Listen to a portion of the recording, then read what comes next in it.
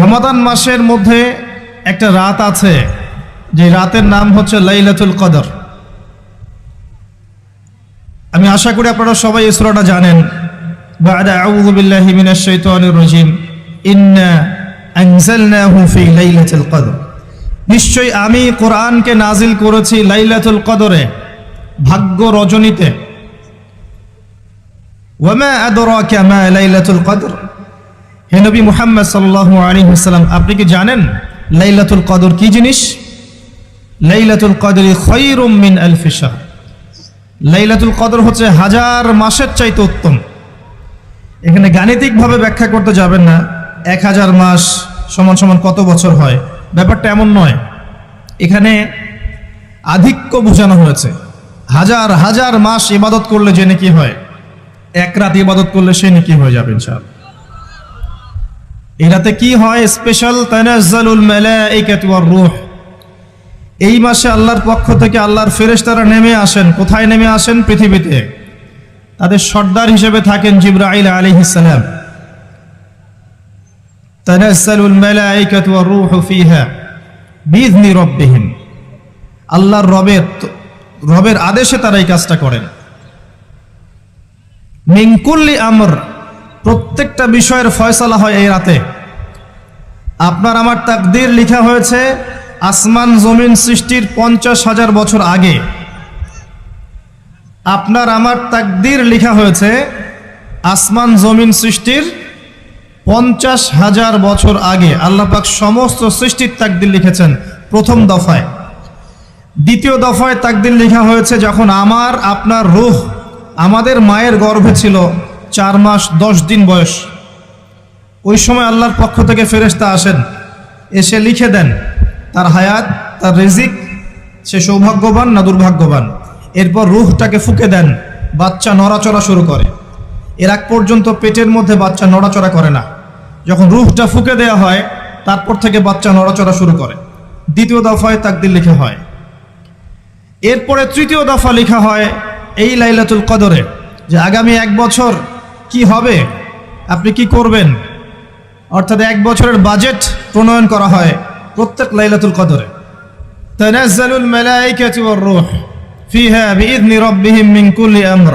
এই রাতের আরেকটা বৈশিষ্ট্য হচ্ছে সালামুন হিয়া হাত্তা মাতলাইল ফজর। ফজর পর্যন্ত এই রাতে শান্তি শান্তি শান্তি শান্তি প্রশান্তি বজায় থাকে।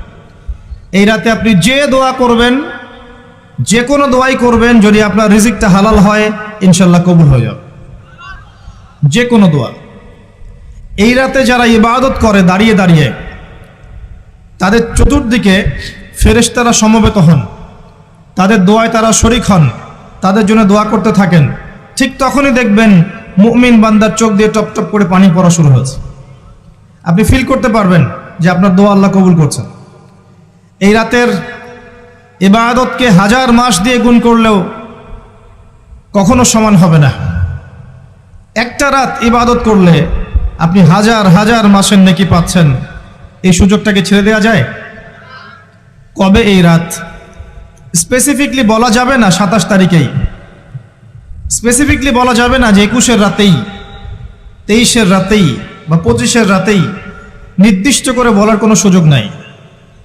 নবী সাল্লাল্লাহু আলাইহি ওয়াসাল্লাম লাইলাতুল কদর পেয়েছেন এবং ওই রাতে বৃষ্টি হচ্ছিল। তিনি সেজদা করছেন, তার কপালের মধ্যে মসজিদে নববীর যে মাটি আছে এই মাটির কাদা লেগেছিল।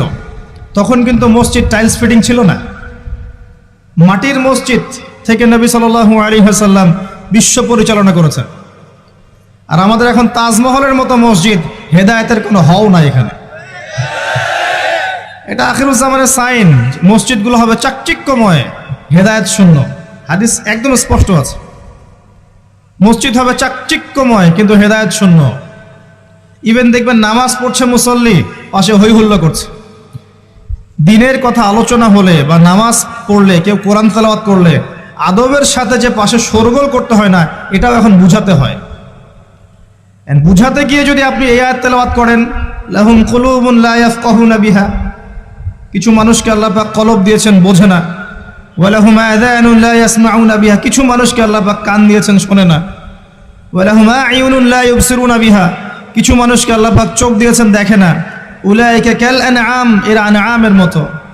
বাল হুম আদাল, বরং তার চাইতেও নিকৃষ্ট। তখন কিছু মানুষের ইগোতে লেগে যায়। আচরণ কিন্তু এমনই। কোরআন যেখানে তেলাওয়াত করা হচ্ছে, নবীর হাদিসের কথা বলা হচ্ছে, সেখানে উঁচু স্বরে কথা বলা জায়েজ নেই। নামাজ পড়ছে একজন ব্যক্তি, সে আল্লাহর সাথে সরাসরি কথা বলছে, তার পাশে কথা বলা জায়েজ নেই। এমনকি নামাজরত ব্যক্তির পাশে কোরআন তেলাওয়াত করাও জায়েজ নেই। আমি কথা কি বুঝতে পারছেন? একজন ব্যক্তি নামাজে দাঁড়িয়েছে, আল্লাহর সাথে কথা বলছে, পাশে আপনি কোরআন তেলাওয়াত করতে পারবেন না জোরে জোরে। মনে মনে করতে হবে, করতে চাইলে মনে মনে করতে হবে। অনেক সময় মসজিদের ভিতরে দেখবেন নামাজ পড়া হচ্ছে, শোরগোল করছে। নবী সাল্লাল্লাহু আলাইহি ওয়াসাল্লাম বলেছিলেন, আখিরুজ জামানে, তিরমিজিতে আছে হাদিসটা, আখিরুজ জামানে ইসলামের নামটুকু থাকবে, ইসলামের প্রকৃত বিষয়গুলো থাকবে না। কোরআনের মাসহাফ থাকবে, যে মাসহাফ, কোরআনের মাসহাফটা থাকবে, এর শিক্ষাগুলো থাকবে না। মসজিদগুলো হবে চাকচিক্যময়, কিন্তু মসজিদ হবে হেদায়েত শূন্য। আর চতুর্থ লাইনটা আরো ভয়ঙ্কর।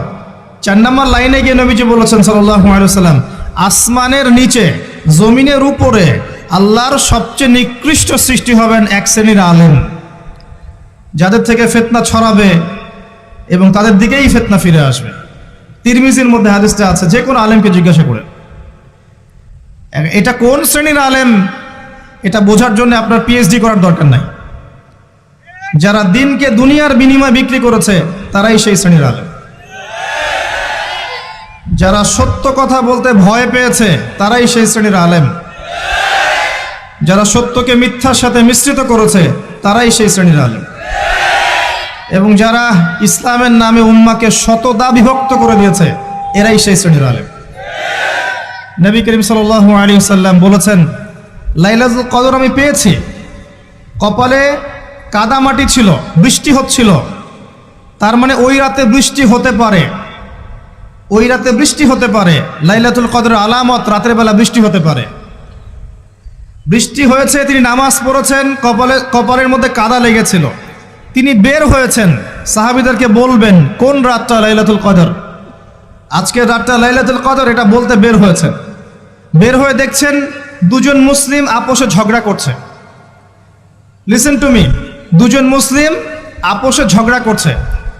আমরা বলি না যে মুসলিমদের মাঝে ইখতিলাফগুলো রহমত, আমরা বলি না?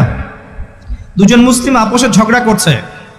এই কাজটার কারণে আল্লাহ রাব্বুল আলামিন নবী সাল্লাল্লাহু আলাইহি ওয়াসাল্লামের হৃদয় থেকে এই কথাটাকে তুলে নিলেন। তিনি আর বললেন না এক্স্যাক্টলি কোন রাতে লাইলাতুল কদর ছিল, তিনি বলতেই বেরিয়েছিলেন যে কোন রাতে লাইলাতুল কদর ছিল।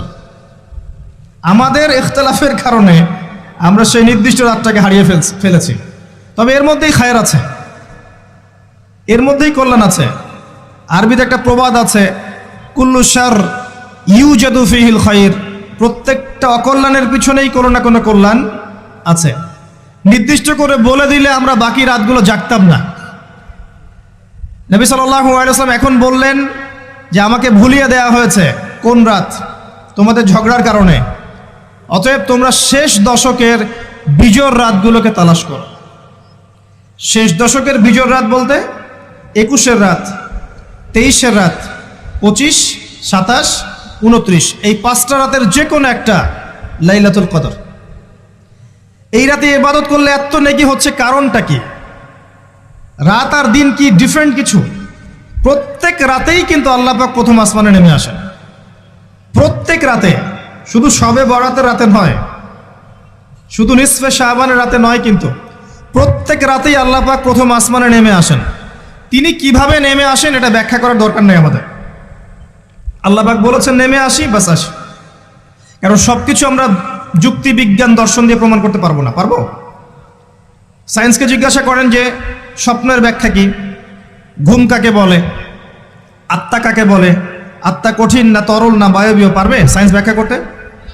কবরের আযাব কি, জিন জাতি কি, জিন জাতি কাকে বলে, জিন জাতি কেমন দেখতে, মালায়েকা কেমন, তারা কিভাবে কাজ করে, তাদের ফাংশন কি, তারা কি ব্যাখ্যা করতে পারবে?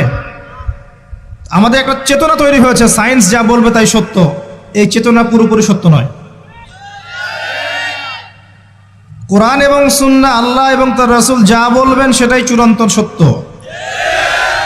এর বাইরে সত্য মিথ্যার চূড়ান্ত কোনো মানদণ্ড নাই। হ্যাঁ, সায়েন্সের ভিত্তি আমরাই দিয়েছি, এটা অমুসলিমরা দেয়নি, এর ভিত্তি মুসলিমরা দিয়েছে। পরবর্তীতে এরা এর উপর ঘষা মাজা করেছে। এখন সায়েন্টিফিক এবং টেকনোলজিক্যাল রেভলিউশন আসছে পশ্চিমা সভ্যতা থেকে। এই সভ্যতার ধারক বাহক ছিলাম আমরা। সভ্যতা এদের দ্বারা শুরু হয়নি, সভ্যতা নবীদের দ্বারা শুরু হয়েছে।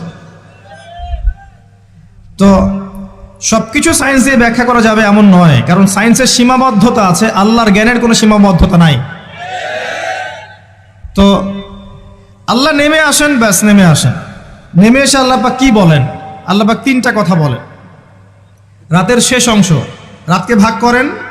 যদি 6টার সময় রাত শুরু হয়, রাত কিন্তু রাত 12টায় শুরু হয় না, সূর্য ডুবে গেলেই রাত শুরু হয়, এটাই ইসলাম। এখন 6টা থেকে আপনি এই 5টা পর্যন্ত সময়টাকে 3 ভাগে ভাগ করেন। শেষের অংশ ধরে নেন যে 1টা থেকে 5টা, কথার কথা আমি এস্টিমেট করলাম। এই সময়টুকুতে আল্লাহ রাব্বুল আলামিন কাছে নেমে আসেন প্রথম আসমানে, অর্থাৎ তার রহমত নিকটবর্তী হয় এবং তিনি আহ্বান করতে থাকেন 3টা জিনিস। 1, কে আছো? আমার কাছে কিছু চাইবে, যা চাইবে আমি তাই দিব। 2, কে আছো? আমার কাছে ক্ষমা চাইবে, আমি তোমাকে মাফ করে দেব। 3, কে আছো? কে আছো আমাকে ডাকবে, আমি তোমার ডাকে সাড়া দেব।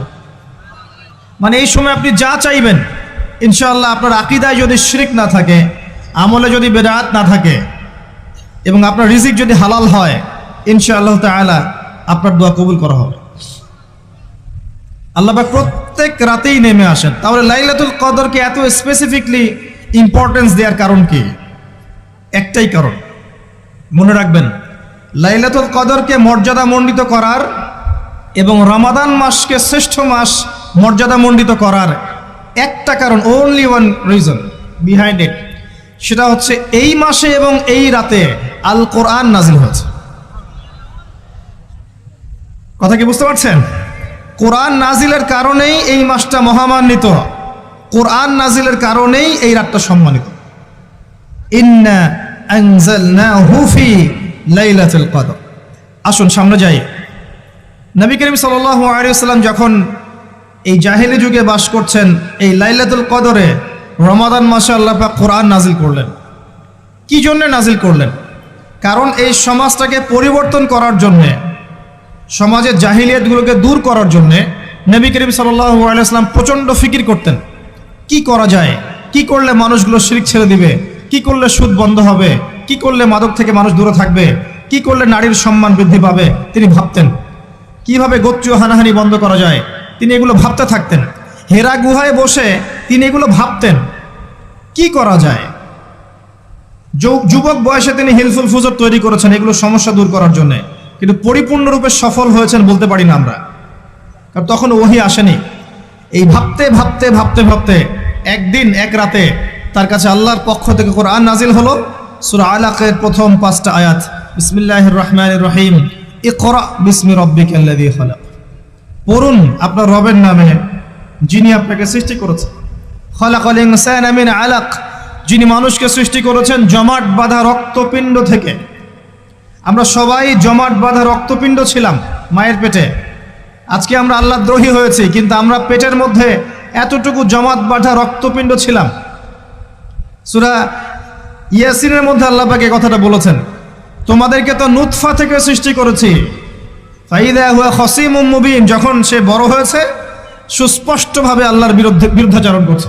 ঈদের যে শপিংটার কথা বলছি, এটা এই কারণে বলছি, লাস্টের দশকে আমরা ঈদের শপিংয়ে বেশি ব্যস্ত থাকি, এতে করে লাইলাতুল কদরটা আমরা হারিয়ে ফেলি। লাস্টের দশক আমরা হয় ইতেকাফ করব, না হলে বাসায় নামাজ পড়বো, পরিবারবর্গকে নিয়ে রাত জাগবো। পারা যাবে ইনশাআল্লাহ? তারাবির নামাজ তো পড়বোই ইনশাআল্লাহ জামাতে।